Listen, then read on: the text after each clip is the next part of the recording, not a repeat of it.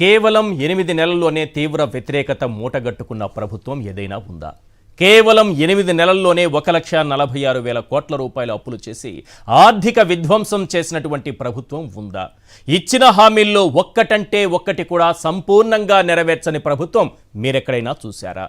మహిళలపై దాడులు అత్యాచారాలు జరుగుతున్నా పట్టించుకోని ప్రభుత్వం ఎక్కడైనా ఉందా?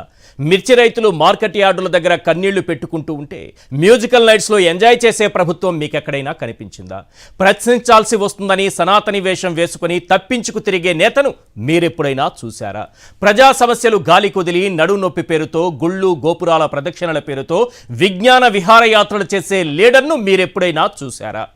విద్యార్థులు రోడ్డెక్కి ఆందోళన చేస్తుంటే దుబాయ్లో క్రికెట్ మ్యాచ్ చూసి ఎంజాయ్ చేసే మంత్రిని మీరెప్పుడైనా చూశారా? ఇలాంటి నాయకులు, ఇలాంటి పాలకులు చేసిన తప్పులు పాపాలు ఎవ్వరూ ప్రశ్నించకూడదట. అసెంబ్లీలో అసలే ప్రశ్నించకూడదట. జగన్కు ప్రతిపక్ష నేత హోదా ఇవ్వరట. అందుకు కనీసం 10% సభ్యులు ఉండాలట. ఎవరు చెప్పారు ఈ రూల్స్? ఎక్కడుంది ఈ నిబంధన? కనీస పరిజ్ఞానం లేకుండా డీసీఎం పవన్ కళ్యాణ్ గారు ఏవేవో మాట్లాడుతున్నారు. జగన్కు ప్రతిపక్ష నేత హోదా పొందే అర్హత లేదంట. జగన్లా మేము లేని ప్రోటోకాల్ అడగం, మేం చాలా గొప్పోళ్ళం అంటున్నారు డీసీఎం గారు. అయ్యా పవన్ కళ్యాణ్ గారు, ఉప ముఖ్యమంత్రి అనే పదవి మీకు ఎలా వచ్చింది?